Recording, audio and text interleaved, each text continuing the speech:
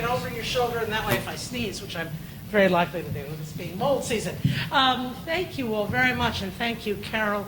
It's lovely to be here. You have done a magnificent job, as always, bringing interest in New York City architecture to everyone.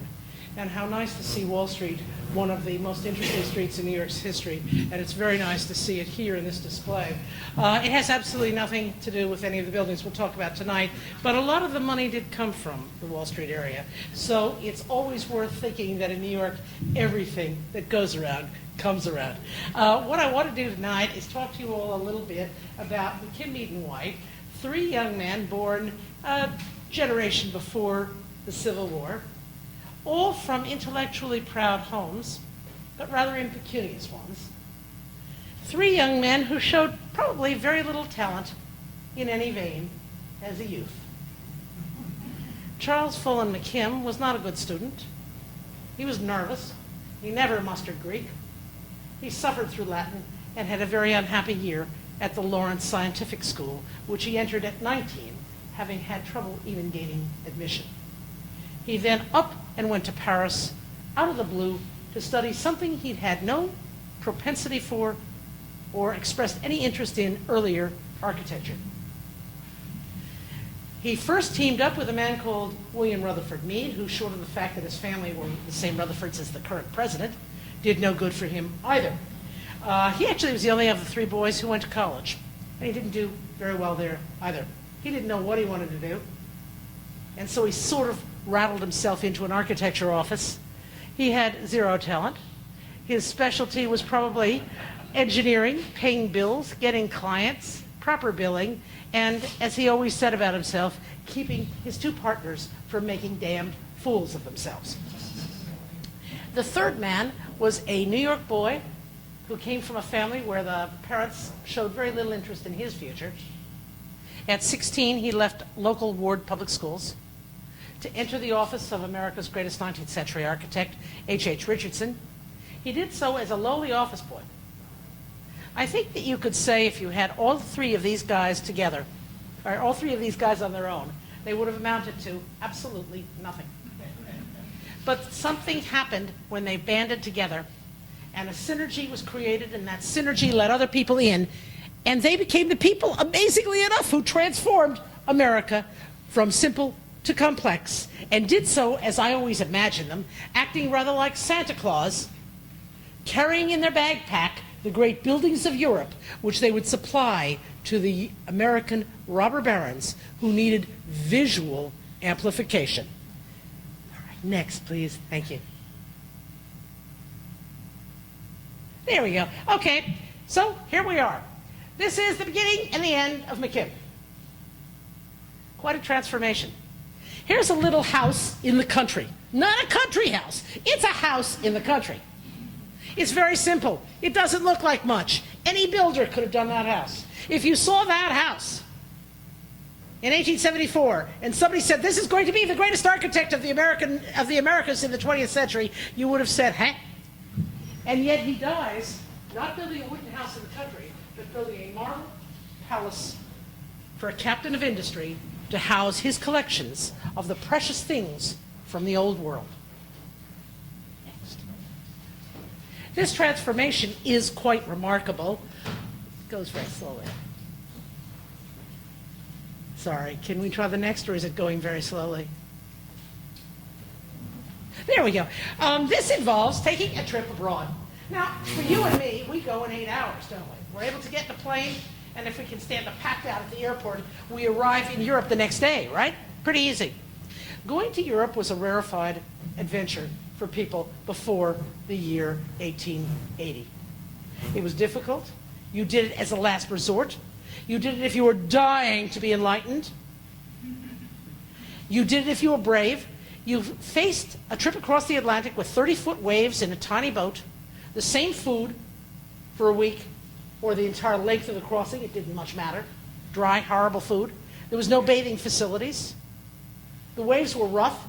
There was no navigation equipment. How did you know when you were going to get a storm? And if you made it, that was a matter of success. And so MCKIM sets out for Europe to see the old world, a remarkable thing that very few young American up-and-coming designers had ever done. He went to Europe, not even too sure why, and along the way he became habitually affected by seasickness. And this is a picture of MCKIM, a little drawing of MCKIM, all curled up, basically vomiting on the deck in his very nicely tailored suit that his sister and his mother had made. When he goes to Europe, he is fascinated, as are all first American travelers, by just the fact that something is old. Everything here is new. We have level fields. We cut all the trees down, cut all the vegetation down, build a house, then try to get something to grow on those fields. And everything is fairly recent. You go to Europe, and things have been there for a very long time. And MCKIM, and then MEAD, and then Stanford White, who gets to go only rather late in his learning career, all of them are just fascinated by older buildings, by older pictures, by museums, by opera, by food, the kinds of food people can eat. They're just so amazed and so blown away by the sense of being part of a culture that has gone on forever that they determined to make themselves the ambassadors of this sense of the old to the new world, to the new America, for people who didn't quite have the time to observe and travel and draw and sketch as they did. They went through Europe, Paris first, later maybe Northern Europe, and ended up in Normandy, an area that had a great deal of interest to them at the time. Normandy was a place that they would have found a little bit easy to relate to because it was the place where well-to-do new money in France went to spend vacations. The idea of going to the south of France, had not started yet. The place to go was Normandy. And in Normandy, you'd see old buildings and some new buildings, but even the new buildings look quirky and old and unusual, but not horrifically quirky and old and unusual, because the young MCKIM, the young White, and the young MEAD would have known Newport, where cottages in this Villa Normande, in this style of Normandy, had been built for summer use. So they would have found that refreshing. But what they thought about were all the really old buildings. Give me the next one, please. All the things that surrounded them. And they were determined that they would be the messengers of this style to the United States. And around those new industrialists' villas of Normandy were old manoirs and the odd chateau being built for the wine growers in the old manor, even if it was a new chateau. And surely America could understand this, even if we start out rather modestly. When MCKIM came back to Elberon, New Jersey, he came to the home state of his father, the adopted home state of his father, and what he ended up doing is building for somebody his father must have known, a developer, a small-time developer for this time period called L.B. Brown, who put his name together to make it Elberon, and this aspect of Long Branch, New Jersey, had been the summer home to a few of the experts and industrialists and railroad people in the administration of Grant. So a social contingent of new money in industry who were very closely related to the court of Louis Napoleon in Normandy. Same sort of people, same sort of idea, summer house. And what MCKIM did is design summer houses in Elberon for first Charles G. Franklin, and it later becomes part of this, a hotel of little cottages by Mr. Brown, by L.B. Brown. Can I trouble you for the next one, please, Danny? There, this is the house for Charles B. Franklin. He was the heir to the Cunard fortune. We don't quite know how he made the connection to MCKIM, but when you look at it, what do you see? You see a big wooden rambling house, impossible to heat in the country, and to heat in the winter. You couldn't have done a thing to have made that habitable. A house that was meant to gulp in the air from the summer as the breezes came up the bluff, as the family resided in this house and thought about things to do in the summer. And in this time of America's history, those things were fishing, figuring out how to plant the area around so it wouldn't look so darn barren, figuring out a way to get some plants and some trees and some flowers down, and maybe riding a little pony. Maybe putting the children in a pony cart. And maybe over there was a horse racing place. Maybe the pursuits were very quiet and very modest and very sporting and the kind of thing Theodore Roosevelt would have called bully. Could we have the next, please?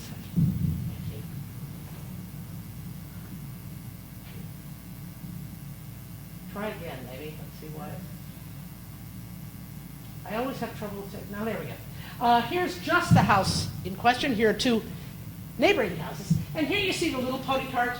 And here's somebody coming out with the children. And what you see is a very modest, a very simple way of life, even for people who are beginning to be wealthy, at the time when America, at the end of the Civil War, is beginning to be rich for the first time.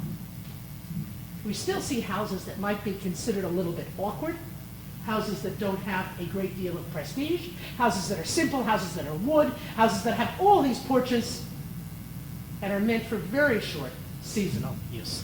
Can I have the next one, please?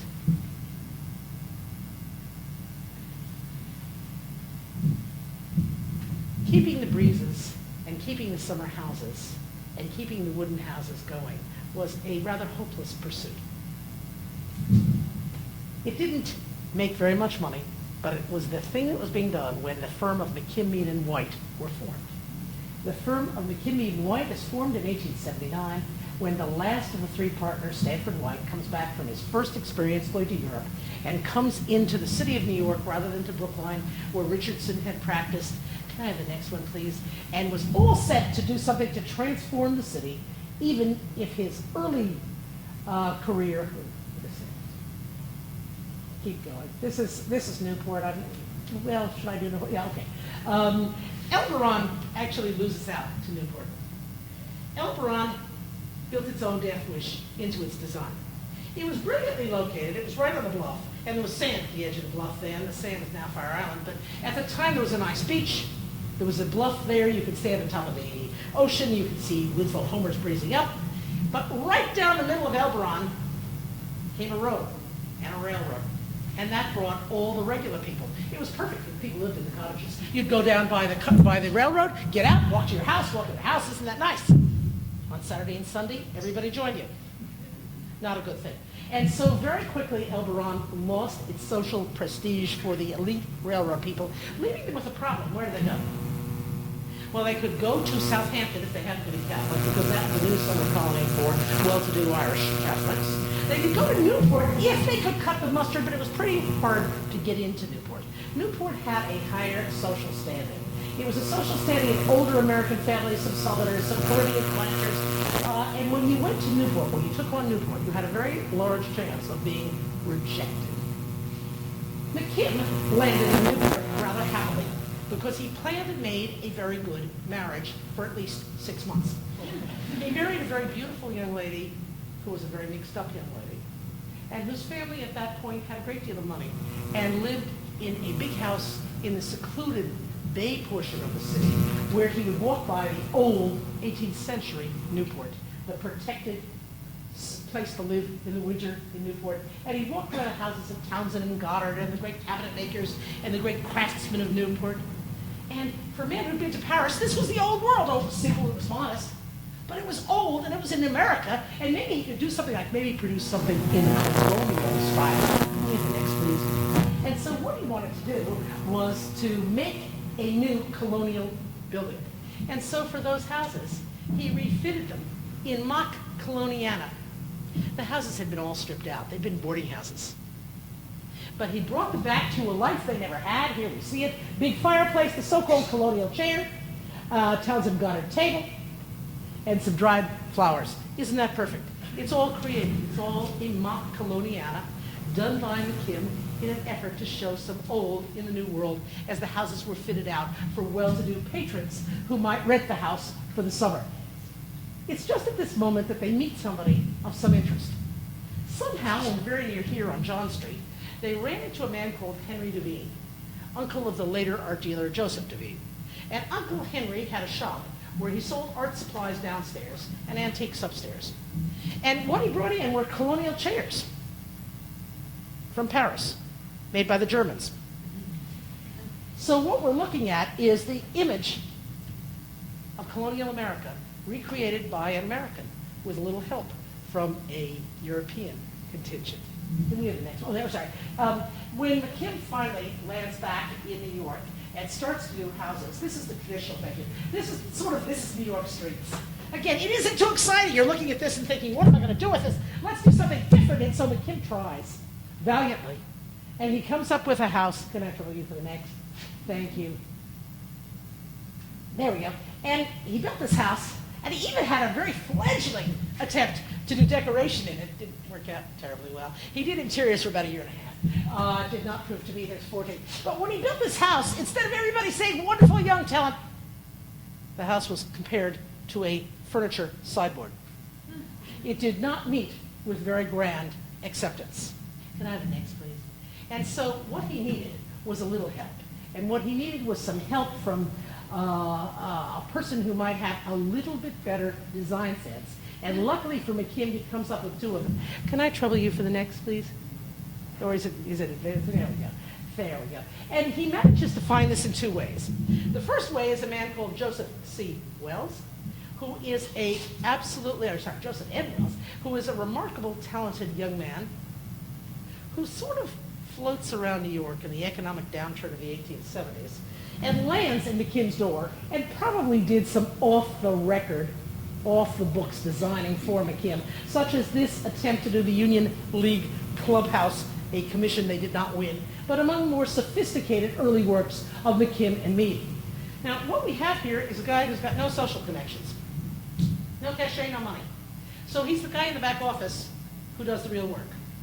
An amazing designer who had a great sense of proportion and detail and could get rid of the sideboard feeling of MCKIM's early work. You had the feeling that Joseph Morrell Wells wandered around the office, which was tiny, and again, just up the street here at Exchange Place.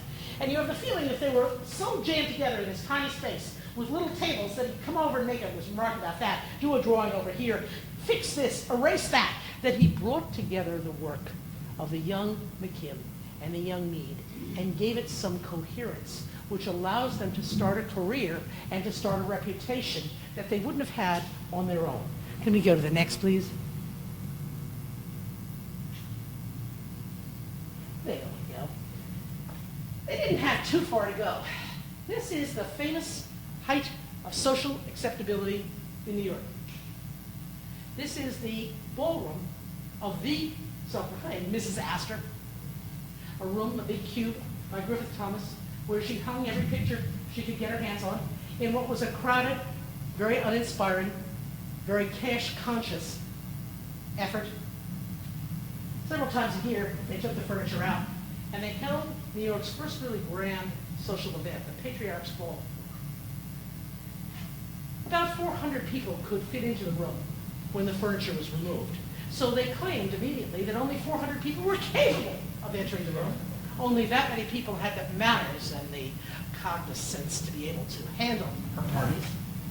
MCKIM, MEAD, and White were not among them. And then we have the next.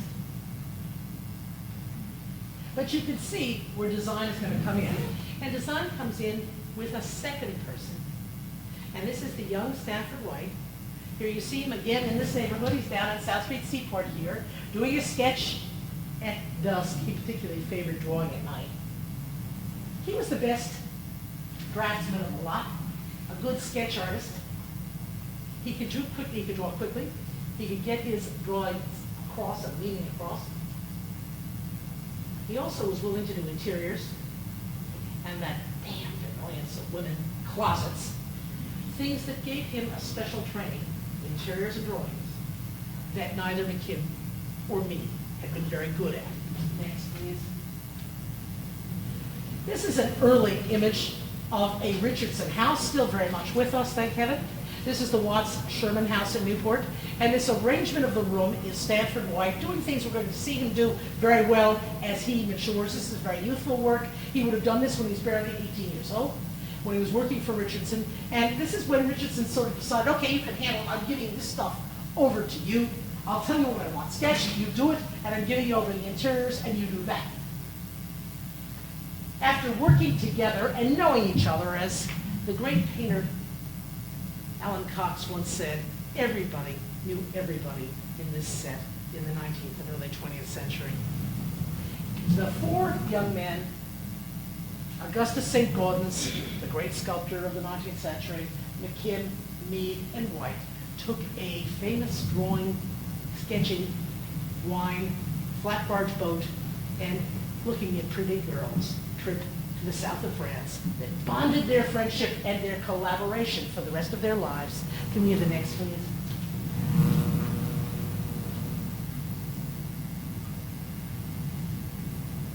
Doesn't like to advance. There we go. When they came back from Europe, just as White was getting on the boat, he received a note for a telegram from MCKIM and MEAD saying, come to us, we won't pay you much, but you can stay in New York, and you can do some decorating off the books on the side. And that's exactly what he did. Even if the salary wasn't going to be too good, he could do some extra work and get some money along the way. And this is Stanford White's greatest decade. The 1880s, in my opinion, are all of their greatest decades. This is the time when they were independent. This is the time when they were creative. This is the time when they thought about doing things and thought about the quality of the things, not how much money, how much commission, how much prestige. This is when they were really designers. And Stanford White was particularly good at interiors. Luckily for us, this interior is still with us. It's very rare again to have a Stanford White interior from the 1880s. Not very many of them survive. This one is the wonderful room at the Armory, the Veterans Armory, recently restored and quite marvelous. This is where Stanford White can take beautiful things and turn it into war. Chainmail, bullets, metal, all sorts of bad stuff that he pulls off in a decorative way and a way that is not derivative of anything. Stanford White is not copying the latest style in Paris. He's not cribbing what they're doing in other countries. He is putting things together with a unique sense of different textures, different proportions, different colors, and a different reality. And this is Stanford White at his visual best. It's not coming across as well as it should, but don't miss a chance to walk in. He didn't do this alone. He was often happy to work in collaboration, all of them were. I think just being able to run ideas off other people was a good idea, but it also gave somebody to do the fabric, somebody to do the lighting, somebody to do the grill. Tiffany could think about the blue tiles. It gave everybody something to do. Can we have the next, please?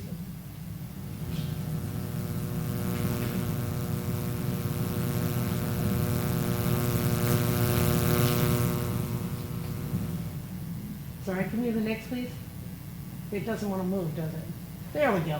When Stanford White, as a new employee of McKim White, was asked to do an addition for a family that had purchased an uncle's house and were going to make it into something a little bit more prestigious. Newport's getting those Elberon people. They're feeling a little bit stronger. It was just a simple wooden house. It's a wooden house by Upjohn, or Trinity Church around the corner here, famed.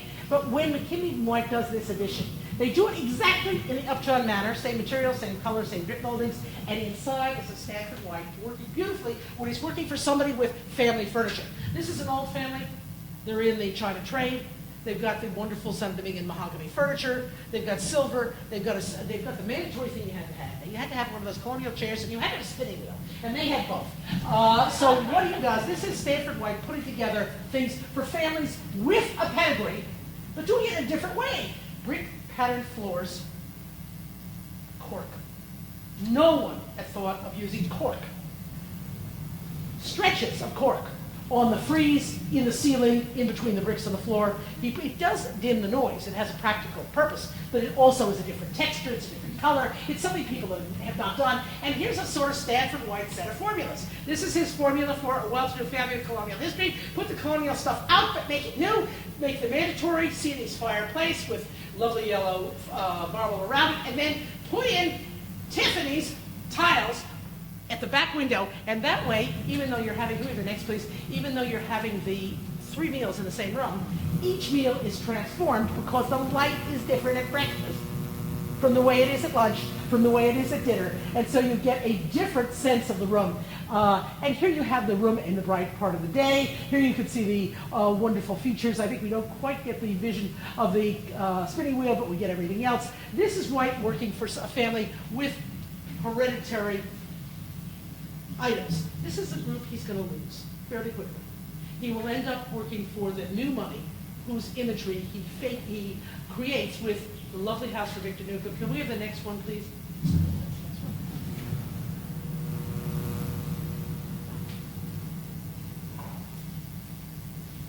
Here's a detail of this. Still looking, you can see how those, there's the Sienese fireplace. By the way, look around at the Villard houses.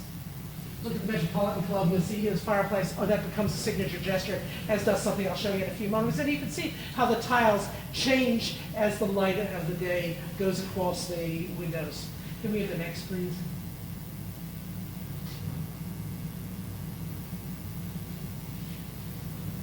Newport did not have a social center at this time. There we go. And it was slightly difficult to know if you'd made it or not. What people did is rent cottages, and they published a book which told you who was staying in what cottage. And if you didn't get invited anywhere or go to any dinners, it was pretty clear you didn't make it in Newport. And there had to be a separate place to screen people as to their social eligibility to rent that place the next year and see if somebody will invite you the next year. And so a very bad boy in late 19th century American life who lived in Paris, a man called James Gordon Bennett, many of you may know him. He was the editor and the owner of the New York Herald, and he was a troubled human. What he decided to do was, he lived in Newport. Newport would put up with him when he was in the United States. And what he decided to do is make a place where you could see if you could make it in this city. He made a casino. Now, a casino is something you would find in Normandy. A casino is a social place. It is not a gambling casino. Gambling casinos come later on in Monte Carlo. This is a social casino. This is where you play cards and do amateur theatricals and play games. Women would go out in the back here and play archery. It was the only proper thing a woman could do in those days. Later on, tennis. And here we see the exterior. This is MCKIM. This is a good example of what they were doing in that tight little office. This is MCKIM literally copying Richard Norman Shaw's Tavern Inn, the Bedford Park pub Shaw had just done for the new summer. And when you go inside, it's all Stanford White doing Normandy. And what you've got are wonderful towers, all of that sense of a building built over time. Surely that Torel was built 500 years before the bay on the other side, even if it was all done in 6 quick months. Can I have the next one, please? There we go. And here you can see how quickly it was done. It was finished for the opening in August of 1881, and the Landers Band played, and you could see them watering the plants. So there's a favorite of Stanford White's, Japanese paper lanterns. He liked putting them everywhere, including up and down Fifth Avenue twice. And what you're looking at is a wonderful consortium of grounds where literally anybody could go. But you were watched. As you walked through MCKIM's building into the open courts, the poobahs were up in the second floor, looking down on who was acceptable and who wasn't, who to ignore and who to accept. Can we have the next, please?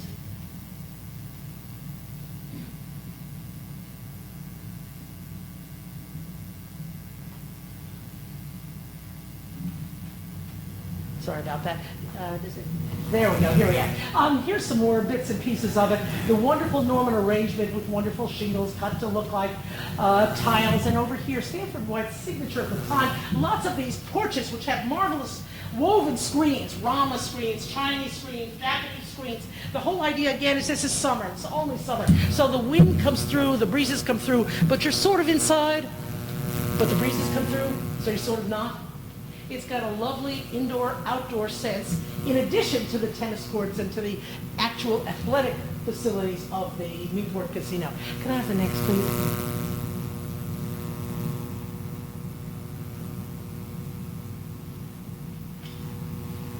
This is still here as the Tennis Hall of Fame, even though many of these screened areas have had the bad luck to burn. It's an easy fire. This is the door where you'd be screened. See this opening here, the square opening? It was inside there that the Willie K. Vanderbilts and the other people who were arbiters of taste would inspect you as you walked in. Can I have the next, please?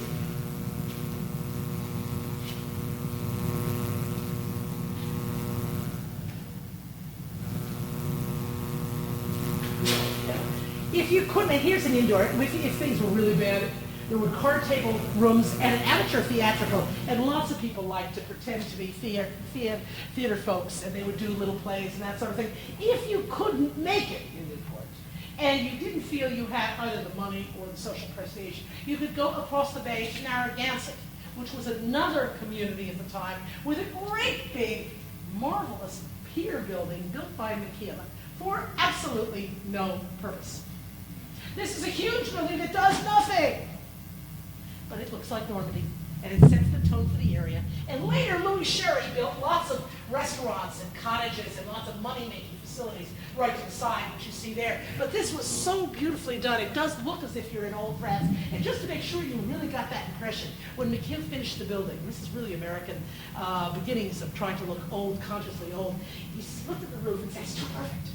And so he made someone go get him a ladder. And he threw the ladder up against the side of the wall, and he climbed up the top, and he took the ladder off, and he pulled a few of the tiles off so they'd look just a little bit rakish, so it would look like it had been through a little bit of a storm. So that it gave a sort of sense of time to the new resort. Can we have the next, please?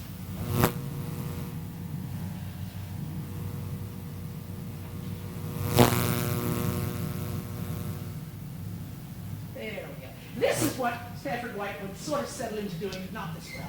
I think this is his best building. I'm very fond of it. It may or may not be with us in Elberon behind a modern building.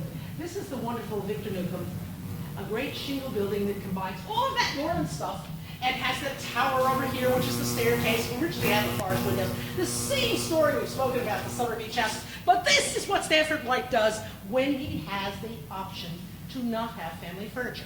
He puts in stuff he likes. Now, it's weird stuff at first. Rather creative, but it's weird. So, he's got an Oriental rug, the usual tile and cork and brick floor. Some Japanese Rama screens. It's places where you can go in and plan your day's activities, where you're going to fish, what you're going to plant, and the like. And then he's got a funny goddess over here, sort of going quietly down.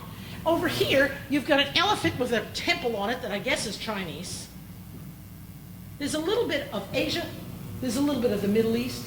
There's a little bit of the antique, this rug. There's some novel use of materials. And then there's the other White signature item. He loves double Dutch doors. All his houses in this time period had double Dutch doors. The other thing he loved was a polar bear run over by a bulldozer, so it's absolutely flat except for the head. And you will find he's in all this. He does this for the rest of his life. He leaves that polar bear in. The thing I like about this house is it's 2 rooms. How do we know that? There's no wall. Because he does keep the beams going in different directions to define the space without putting an encumbrance between them.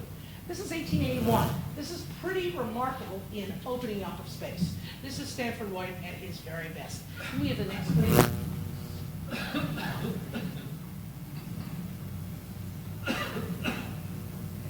He does houses at this point in the whole region. This is a house in Larchmont, a very nice house, which was remarkable in its day in that the family commissioned White on his second trip to Europe to buy antiques for them. Little did they know what they were doing. They set in place what would become a major preoccupation of his later career.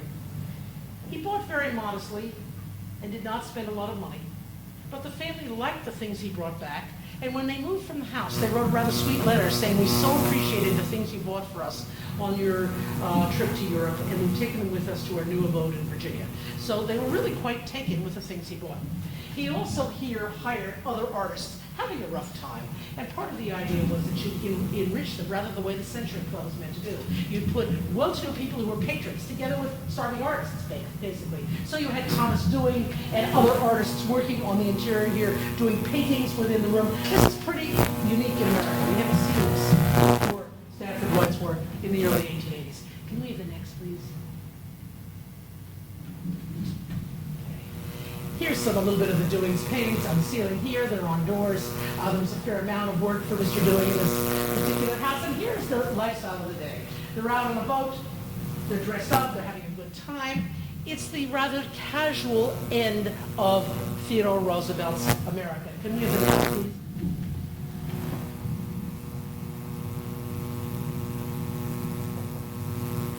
As you can see, the prompts of pictures. So, okay, here's where it starts to change. By the early 1880s, Stanford White has gone west to help out his brother. McKim's got his own problems, he's away. And Meade doesn't know what to do when McKim's now wealthy former brother-in-law appears. And what the former brother-in-law wants is a grand house on Madison Avenue for his own economic ambitions. He wants a big, impressive house to set himself up as a magnate of the industry. And what he does is ask his former brother-in-law, ask McKim to do a job for him. And McKim and White work out, probably just White, a big baronial thing, a great big bouldery style building. And then they went away. And then Mead said, look, Mr. Villard, you'll like the head of our office drafting team. He's a smart man. He likes music. You do too. Why don't you two talk? And so Mr. Villard and Mr. Wells started to talk. And they discovered they loved music, and they discovered they loved Beethoven. And Wells said, look, don't do it. Let's do something in the Italian Renaissance. Let's make a calm, sophisticated palace. And Villard said, great idea, probably because he recognized similarity to the houses of the German investors he was attempting to work with at this time, who were the Frankfurt money barons, who had courtyards at the Palace of the German Nazis, things like that. So it rang a bell in Villard's German background, and he let Wells build the first careful, archaeologically correct version of a Renaissance palace in the United States, and set the seeds of dependence on precedent in the office of McKim, Mead, and White, because this building made him famous. And even though McKim and White had nothing to do with it, and didn't give a damn about it, as Wells later said in a letter, they didn't even look at it. They paid no attention. The door began to ring with people saying, I love your work. And so they had to take it up because it had made them famous. In fact, the Boston Public Library, the man comes down and says it's because of your Villard houses. And McKim says, sure, I did a great job there, right? He had absolutely nothing to do with it. It's all Wells. And it is, can we go on to the next, please? And it is now that Wells becomes really the stronger master of what's going on in the office, showing them the old and showing them the new, but doing so with great integrity and with great design. Says this is the hallway to the Villard houses in its original incarnation. Here's an image of Wells in an oil sketch by Thomas W. Dewing, a painter soon forgotten about and known for the last 100 years as nothing doing. He went out of favor for a long time, but he's just had a new show, and this picture has just appeared. It's been found again. Can we have the next, please? Okay, here's some more of it. Here's Wells and Bam and some other people in the office, and here's Vanderbilt. Tacky, overstuffed, everything all over the place, room in triplicate. Room in triplicate, but much more restrained, much less stuff, much less ornate, better taste. And this is just what the firm is hoping to show. Hey, you're new, you may not even be American, but you want to look as if you're a cultured European, have some music, have a tasteful palace, and we will supply it. And this becomes the second act of McKim, Mead, and White, and a famous act.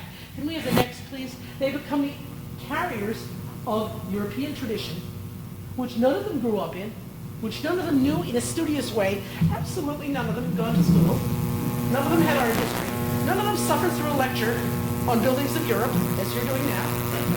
And yet they came back very able to be the definers of European history. Can we have the next, please? Oh, there we go, same thing. This is the same set of rooms. You want to see them there in Purchase, New York now. Here we go. Just as this whole house is becoming famous, everybody's looking at it, Villard's career as a railroad baron tanked, and the firm had to send in a photographer. You can see it in empty rooms, and that's what we're going to see. The next, please. We're going to see just a series of empty rooms. They really barely ever moved into the house. This is a bedroom. I like this bathroom. Clearly nobody's ever brushed a tooth in this room. You know, it really didn't function. Next. The kitchen is empty. I think it never made a meal. And luckily for, there we go, the kitchen really never made it. And here's my favorite side. I think this is Wells. And I think he's just going, oh my God, my first job, here I am. And they're bankrupt. And there's a lien by every workman in New York. And I'm just sitting here going, but it didn't stop them, and it didn't hurt them at all. And the house was soon sold to somebody who was luckily much richer. Can we have the next?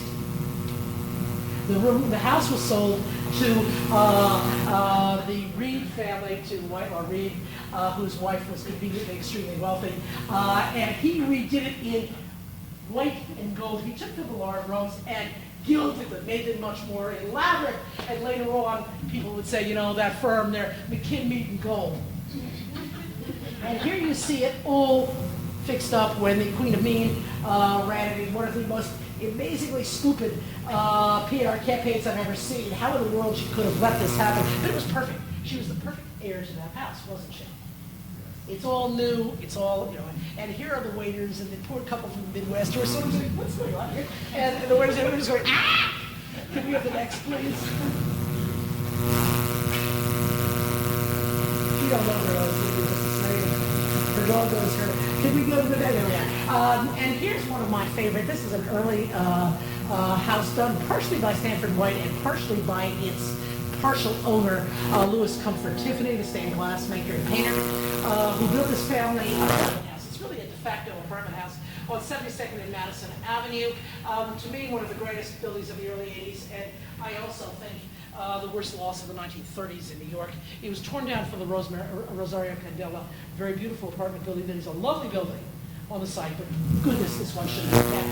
I love the yawning mouth. It had a portcullis, and here was a pulpit. So you'd get out of your carriage and you'd go onto the pulpit without having to step down, and you'd go whisk up in the elevator into the bizarre rooms of Tiffany at the top.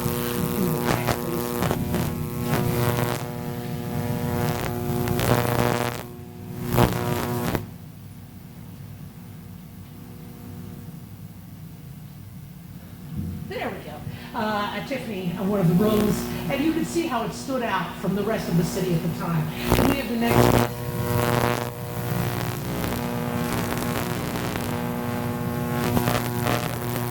Okay, now we're getting to the point where we're beginning to see something happen to the wooden house. It's becoming more controlled. It's becoming colonialized. It's being pulled together. This is a house that MCKIM designs in Newport, in a Newport tradition. The freewheeling houses of Normandy are giving way to something that is trying to tell people that you have an ancestry that made it in Newport. Therefore, you rented, you were accepted, you got invited to dinner parties. You can build your own house, and now your house can express the ancestry you wish to proclaim. Can we have the next, please?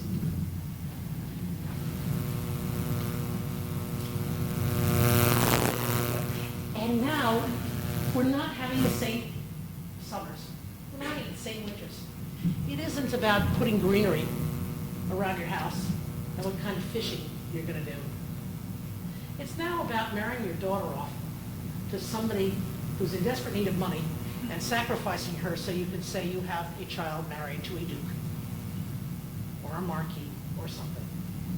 And the country changes, transformed into a place where being Parisian, we're going every summer to have at least 12 gowns by Mr. Worth, was absolutely vital to your success, and where the parties were for all. And now white is part of it. And this is the famous costume ball that Alva Vanderbilt put on, where men in the famous Ronald Reagan trickle-down philosophy were forced to put on mock attire, again, pretending to spout your ancestral history by having leather tights made and going to these parties feeling like an utter idiot. But on the other hand, it was supposed to trickle down because the tailors had worked, right? And the caterers had worked and the wine people, so it was supposed to be good. But you could just see how things are going, and we're leaving behind all of that simple life and going for a life that is European, contemporary, and the boats are better, and people are traveling abroad, and they're knowing what we're doing. Can we get the next, please? Keep going. Next, please. That's just to say that the Villard House left the public library. Next, please. There we go. Boston Public Library. What's the date? 1885, 86, 87. A building that's still a beautiful building, a building that showed, you know, I don't want to keep going aside because I'm taking up too much of your time. MCKIM at this point had no ideas and couldn't get himself together. And this building proved to be a real battle trying to pull together to get help to be able to finish it. But just to contrast it, here's Stanford White at about the same time. This is different in every way. This is Madison Square Garden, an entertainment place. It isn't about learning, MCKIM, books, knowledge, history. This is about boxing, horse shows, dog shows, hot dogs, all sorts of fun stuff in a building that is covered in ornament. The difference between McKim's work, which is simple, and White's work, which is florid, is very clear in this comparison. It's not just the building type, but it's the design as well. And here you see all sorts of fun things on the building. It's a building based on Spanish prototypes. That's because White was cribbing, and he didn't think any of us knew anything about Spain, so you could crib from Spain because it was dark and it was Catholic, and we wouldn't know that. So it's based on a Giralda, but instead of a big cross at the top of the building, he puts a naked woman. That's kind of good because it's much more in keeping with the design of the day, and there are all sorts of little jokes. At the top of the turrets on the corner of the roof garden, a wonderful nighttime cafe where you could listen to vaudeville, drink, eat, have meals. And if you needed to, there was a roof on steel beams that in 15 minutes, rather silently, could cover it over by the simple pushing of a button. Very popular for summer and spring and fall in New York. And the detail here, speaking of darkest Catholic Spain, on the top of these Tyrrells are wonderful little ball flowers that are taken from the Vatican. I always get the feeling that White is always slipping in jokes. Here's a joke. Here's something you're not going to catch, but here's a palace devoted to wine, women, and song, and we're going to put detail from the Vatican. Ha ha ha. He does a lot of this in his career. Okay, can we go on? There we go. Here we are. There's the Vatican details up at the top. Here's the roof garden. At the very top of the roof garden, if you were in this bizarre tower, which was built for absolutely no purpose whatsoever, and it was masonry. So the woman's side was 16 feet big. That's all it was. So it was a huge tower built for one room, built for nothing on each floor. But at the top, you could go up a stair, and just as the Diana spun in the wind, you could almost touch the heel. So it was a symbol of the new New York, of the fun New York, of having entertainments, of doing things. That's why you lived in the city. Can we have the next, please? It was unfortunately also an economic disaster because boxers and the food they ate is not the same as horse show patrons or dog show patrons and the food they ate. So every concession, everybody went under very quickly. Just to show you the tremendously tiny cramped spaces of an early architectural office. Here's the office, and you can see why they were on top of each other. Can we go on to the next? They really had no room.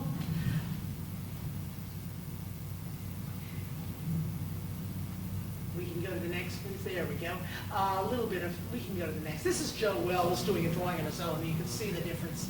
These have now turned up. They're at the Century Club. Here's the room finished by Villard. Here's the room by Leona. We can go on.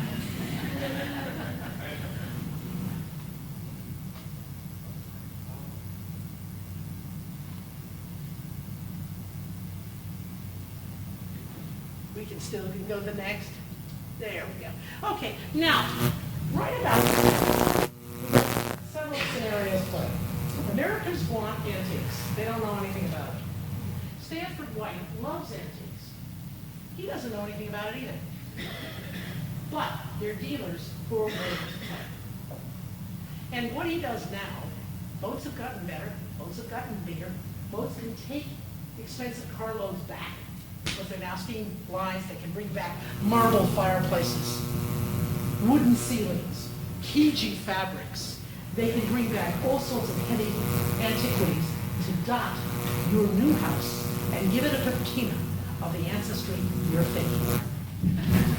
And you would go to dealers who would display in sort of museum-like settings, private settings, all that you could buy. And there were a few of these dealers in Paris. There were a few in Venice. There was one in Rome. There was one in Naples. There were several in Rome. And they would deal with Americans. And what you do is you come into the selling rooms. And the most important of these dealers for most Americans was a man in Florence who had pickers everywhere. A man called Stefano Bardini, whose sales rooms were meant to literally hawk his goods to wealthy Americans who didn't know very much about what they were doing. And amazingly enough, those rooms have just been restored by the Florentine mayoralty. The Florentine government has just restored the rooms to the way they looked when the Stanford Whites and the Mrs. Astors visited them at the turn of the 20th century. So if you're in Florence, don't miss the chance to see these chambers. And what you could do, can you imagine to somebody from America, somebody who's never seen a gilt frame, somebody who's never seen a Renaissance picture, somebody who's never seen a stained glass window, somebody who hasn't seen a fireplace, of the intricacies that you could see in these dealers' offices. How wonderful, how perfect. And Stanford White just bought and bought and bought. And he shipped it back here, and he sold it to some of his clients, and the Osbornes had liked it, maybe other people would like it, but then his life began to spin. He lived a life that many other people lived at the end of the 19th and early years of the 20th century. A life that was too fast, a life that cost too much. And rather like our recent history, a lot of the people who seem to have very much money and seem to think nothing of spending money were actually stretched very thinly over a limb and took chances they shouldn't have. And Stanford White was one of them. He took up with young people, mainly very young girls. He took care of them very nicely. He wasn't a creep, but it was expensive. You had to take care of mom. You had to take care of the brothers. You had to take care of the rejected ones, the discards. You had to do that too, right? It cost money. How do you make that money? And so he began to go into the stock market and to do stupid things. He took chances. He lots of fake insider trading, and he kept losing. And he kept losing, and it got worse and worse. And by the middle of the first decade of the 20th century, he owed 750,000 local dollars, huge amounts of money. This was his salvation. Because even though, as he told his dealers, when I go abroad, I come back with these things and I sell them to my clients at just what I paid for them. It was anything but true. What he would do is sell it at a huge profit and then get really good at it and use it. And what he would end up doing is saying to his clients, gee, you know, I made this house, and look at the house, and he'd make it a opening for a fireplace, but it's exactly the size of a fireplace he had in a warehouse up at Durham's Riding Academy, right up in the 40s. And then he'd say to them, I can't do it, I don't know what to do. I'm going to Europe this summer, and maybe I will find. I won't believe it, I found the perfect fireplace. This is well known for these stories, but this did get him some money, but not enough to save it. Next, please. So he would buy places like this. Now, did the people who owned these works that sold them, Mr. Worms, Mr. Bardini, did they always sell him the real thing?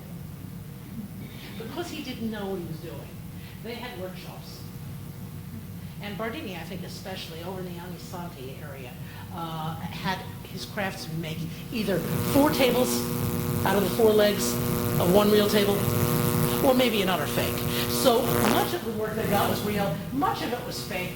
The setting was wonderful. You could buy anything from the past, and so he thought. I want you to take a look at this image right up here on the top right. You all see that little figure there? Because you're going to see it come back. This is in Bardini's, showcased in 1901. Next, please.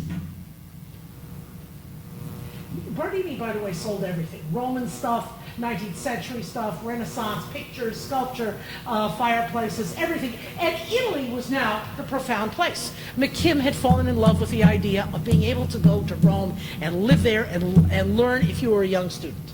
And he came up with the idea of the American Academy, which was his last 20 years. And you can see how obsessed he is by other academies in Rome.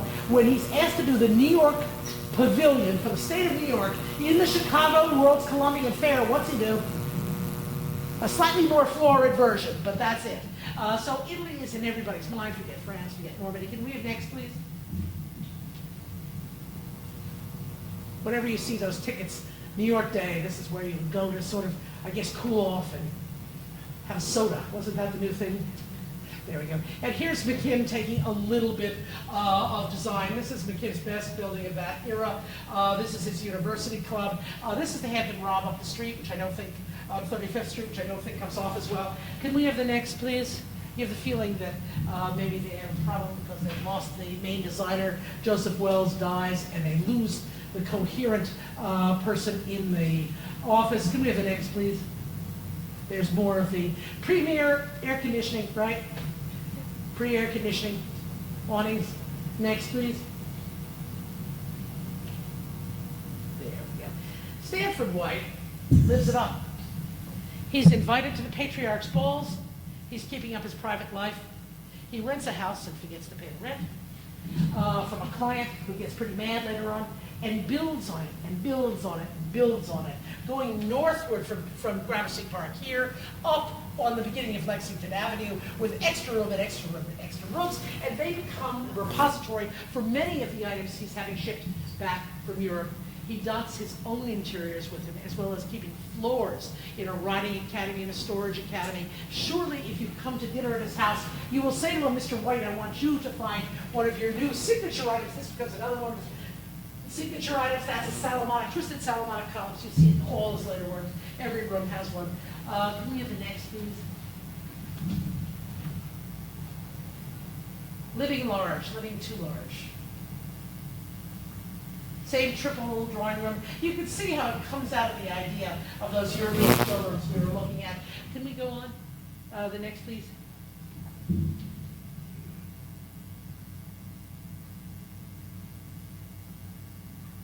There we go. Here's more of the same. You can see what was in there. There's also, interestingly enough, he bought American paintings as well as European pictures. Next, please. He liked his favorite artists and commissioned them often when they needed something. Next, please. You can see how expensive this lifestyle was. There we go. It got out of control by the early 20th century when clients such as, the next one, please. Thanks, that's it. Catherine Dewar Mackey came on the scene. White didn't do as well with women. Not rich women, not incurious women. This was a well-to-do, old Dutch ancestry New York family, out of money. And so what does the beautiful Miss Dewar do? She marries the Irish orphan immigrant Mackey's son and tortures him for their entire marriage. She makes him build, he's an Irish Catholic, she makes him build a local Episcopal church. But she gives White a tough time too. She calls him in and says she wants a chateau and none of that florid stuff you do, Mr. White. I want it on the highest hill in Long Island, and at that time, a place for polo in the summer, spring and fall. And she builds up there a chateau that I always thought came directly from a wine bottle label. But she was very difficult to deal with, but had a lot of money, so he's willing to work with her. Next, please. And we can run through these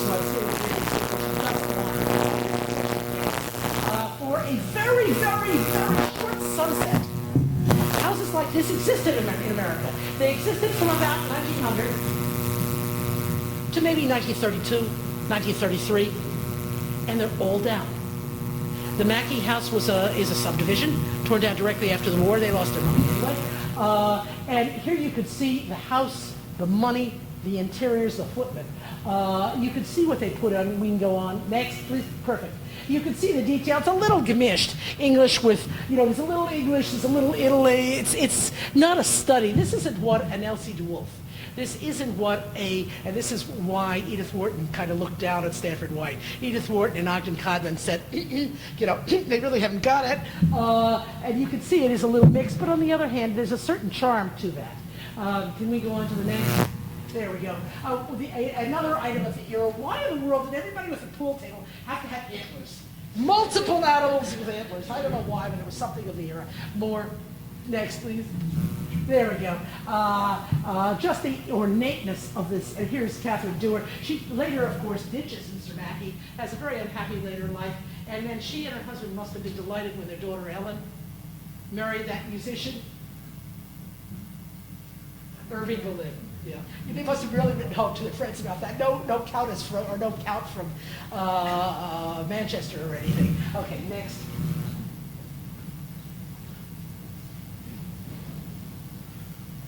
Sorry about that.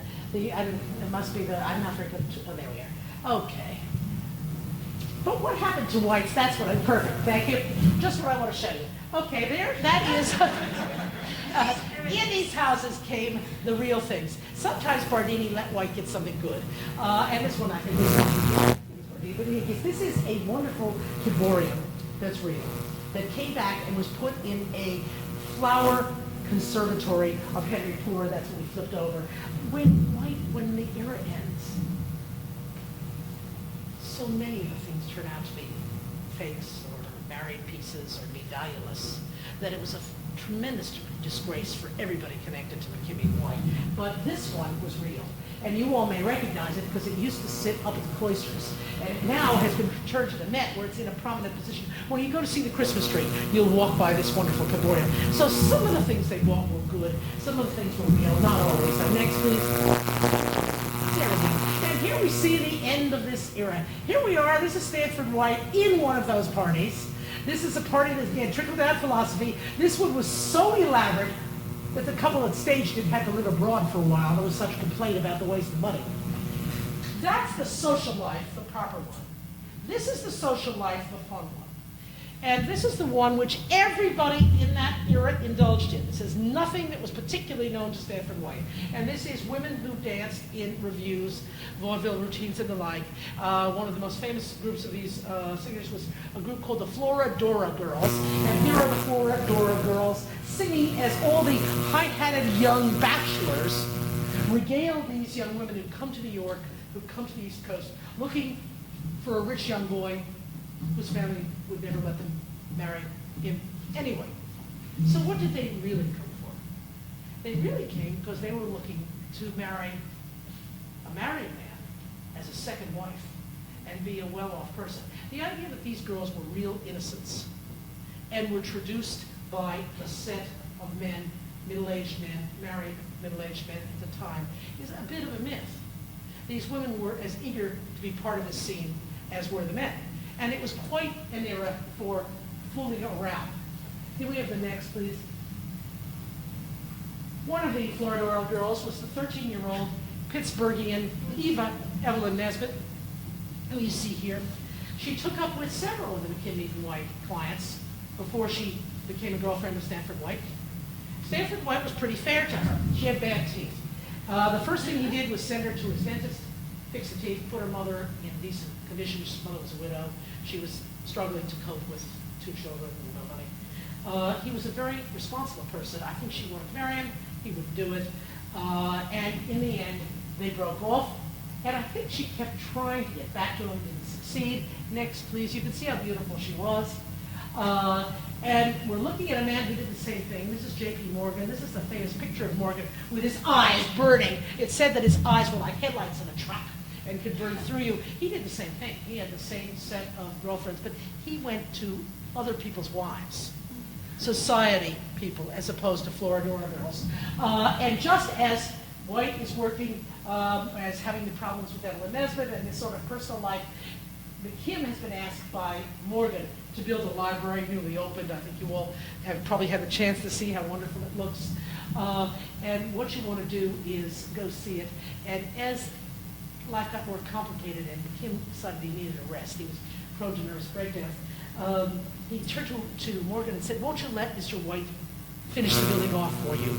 I need a rest." And Mr. Morgan said, "White's crazy. I won't let him. You take your rest and come back when you're ready." Next, please. And you all know the results, a wonderful set of rooms. Again, McKim rarely ventured in with a little bit of White's help. A lot of this is Bardini, except that Kichi fabrics turn out to be not original Kichi fabrics, so I gather now. The tapestry, the fireplace, all of this is sent, a lot of it is sent back from these same dealers. Morgan, as you know, wanted the best, no matter what it was. He wanted the best. Next.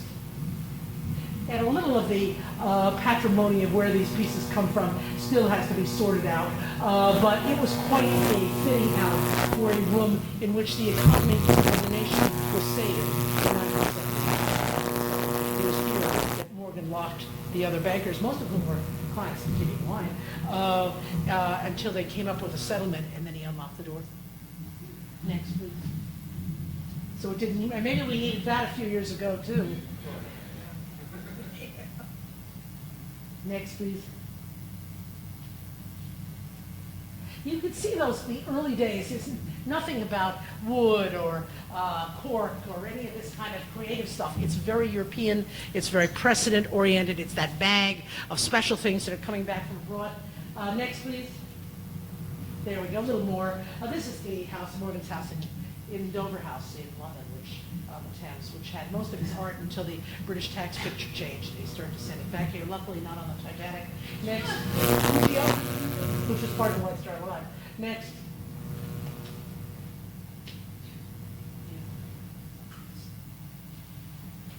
sorry about that. I think Dover House is no longer with us, but much of this stuff came back to the United States. Some of it was sold to the Mets, some of it went to the Hartford roots. And here we see Stanford White in his last great house. And son of a gun, there it is. And son of a gun, what's that in the fountain? That same statue we saw before, right? Now put with a fountain, a little fountain of water. White bought it for Payne Whitney in 1903. And it sat in this rather modest entry area. Isn't this an entry area for a dude? I mean, who's supposed to come in here? How would you feel coming in here if you've just gardened? And had a plot of land, you could have done it. But just all about royalty American aristocracy in one generation, in the career of one architectural firm. This transformation is enormous. Next, please.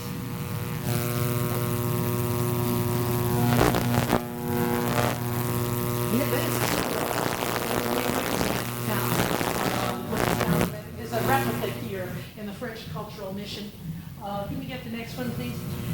There we go. Here we are again. Here it is in Bardini's showroom in 1901. And here it is when it was rediscovered as potentially the youthful work of Michelangelo, the young archer. It is currently, it belongs to the French now, and it is, because John Whitney sold the house. He's happy. It's in the Metropolitan Museum for another decade until it goes allegedly back to France. Next, please. So some of the things may have been real, but they weren't together the way you see it here. And here we see the end of the whole story. White's death is part of the end of the whole era. Evelyn Nesbit married a predator, a sick man, a man who was so sick his own father said, don't give him any money. He'll just get in trouble. And the guilty mother gave him $80,093 a year, and he did get in trouble. He was a sadist. He liked whips and chains. He liked handcuffs. He liked injecting poor victims with cocaine. He liked rubbing. If you brought a sandwich to him from room service, oh my God.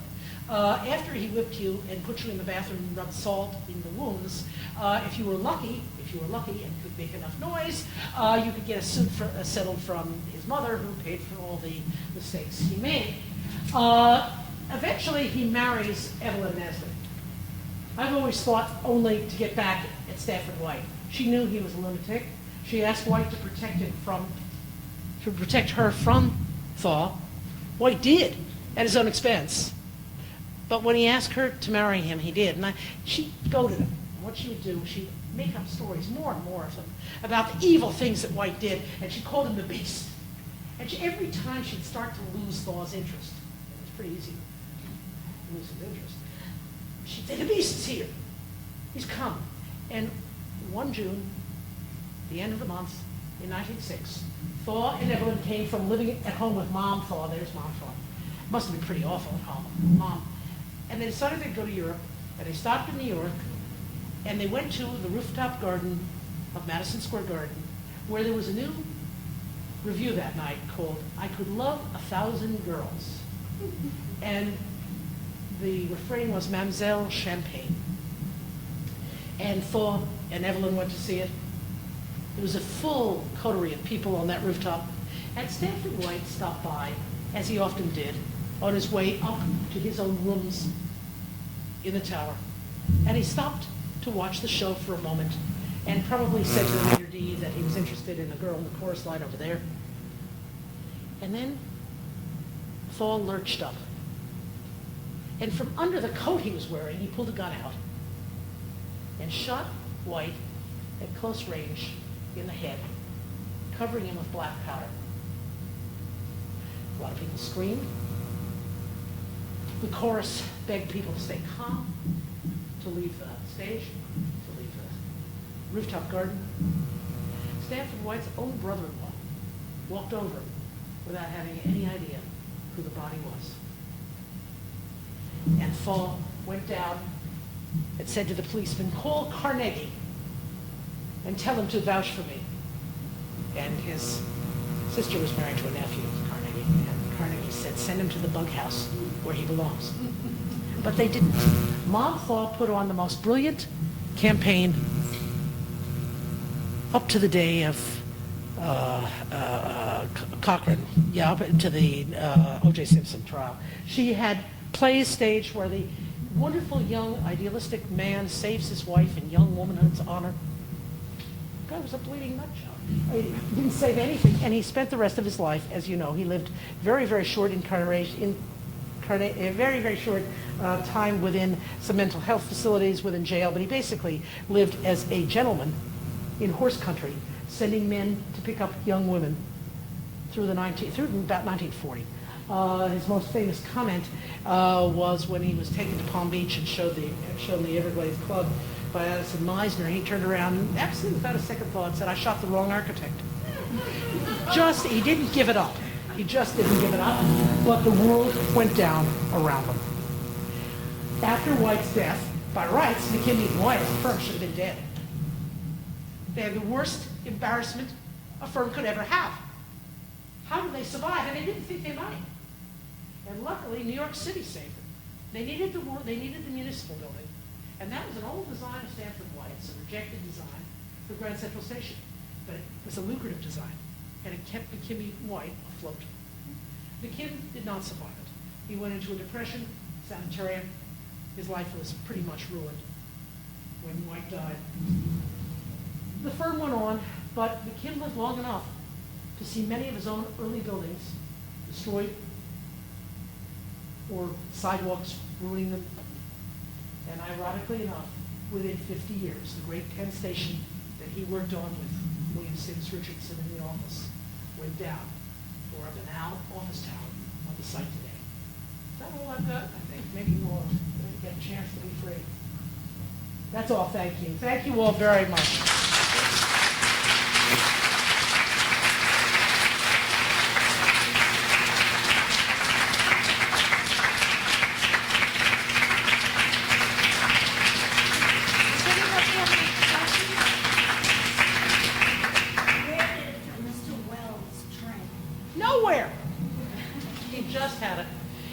His father, they were descendants of Samuel Adams, the real Samuel Adams. There were two boys. His brother was a math genius who was the professor of mathematics at MIT. The father had enough money to send the older brother, because he was a genius, he didn't send him off. Wells was a genius too, but he didn't have the money to be able to fund two boys. So Wells worked in offices for about 10 years, gaining confidence and the ability, I guess, to say no to bosses. But he never really has. He dies impoverished badly.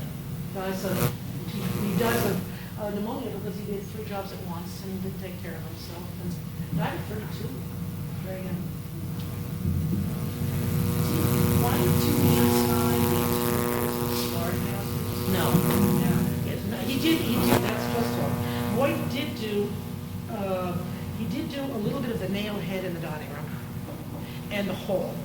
The rest of the rooms were done by somebody I didn't even talk about called George Fletcher Babb, who is a man they copied from heavily as a very talented designer who goes out of style. He is middle age, he just forgot that. But the interiors of the Barney house are bad. Does it? Yeah. Yeah, I didn't know if you're aware of the stories that seem to be true, that while Harry Thaw was in the Tombs, his mother used to come and visit him in an electric automobile. That's right. My grandfather was working in a store right across from You're the kidding. outside. No, I know he did. I know that's true.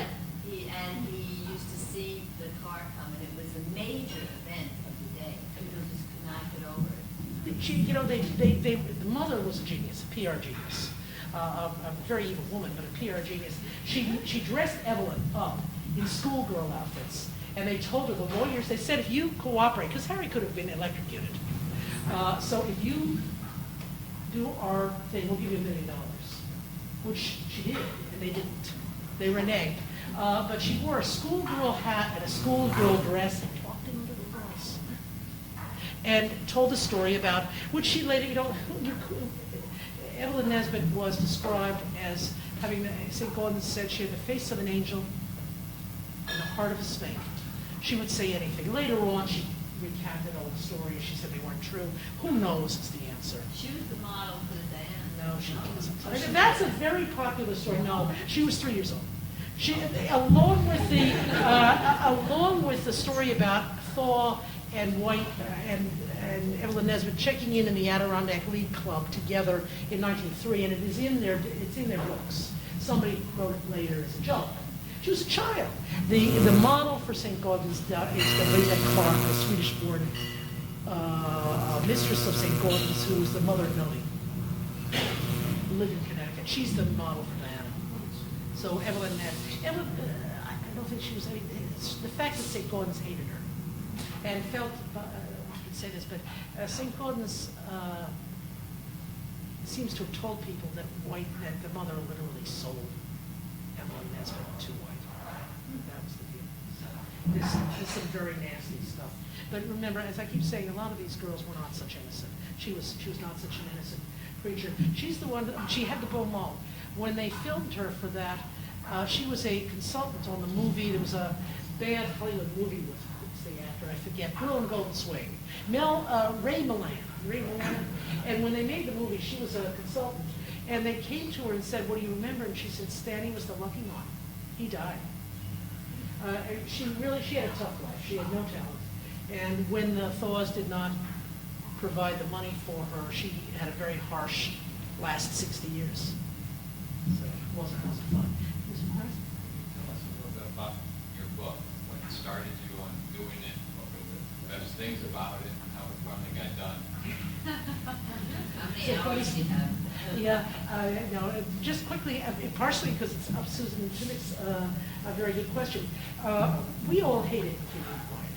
If any of you remember your childhood, we didn't think they were good. In fact, my beloved favorite art historian of all time, Robert Rosenblum, wrote an article on how bad the Washington Square Arch was in 1954. Everybody in those days said they were terrible, they were just copyists. Well, we knew they were copyists, but they were copyists who did closets and did interiors and did not quite the real thing.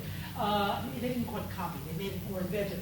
But in any case, I was standing on Madison Avenue at 78th Street where the two McKinney, the McKim House, there was the former, where you get the road maps, what do you call it, the AAA, AAA on the left, and then there's the one that Wexler owned for a while on the north side that had the ashram, I don't know if you remember, had that restaurant in it for a long time, on Madison Avenue, two sides, just after the Institute, on Madison, so the McKim House on the left, Stanford White House on the right, and we were standing there with an art historian who was a specialist in Casole. What she knew about this, I don't know. And she said, have any of you heard of McKim White? And we hadn't at that point, we were college students, and we all said no. And this was modernism, everything was white walls, and we were all Miesian freaks. And one girl who I knew from the class, she was in the class, she was dumb short, and she said, "I do, chomp chomp." And teacher said, "Well, how do you know that?" She said, "My grandfather shot her, chomp chomp." She was literally Penny Fall. Now, probably she was an illegitimate child of Evelyn Nesbit with somebody else. It's probably not Fall's child. But in any case, she went through that mythology. So I went home and I said to my mother, who was an older lady that had been very beautiful in the 1920s. And I said to my mother, look at me, I said to my mother, "Did you ever hear of the Kid Reading White and Harry K. Fallon?" And she said, "Of course." He would go around, she was in school in William and Mary, and they would see, he set flunkies after all the pretty girls. So she knew all about him. He was famous through his death, a bad man of fame. So that's sort of how it ended up. Thank you for your patience.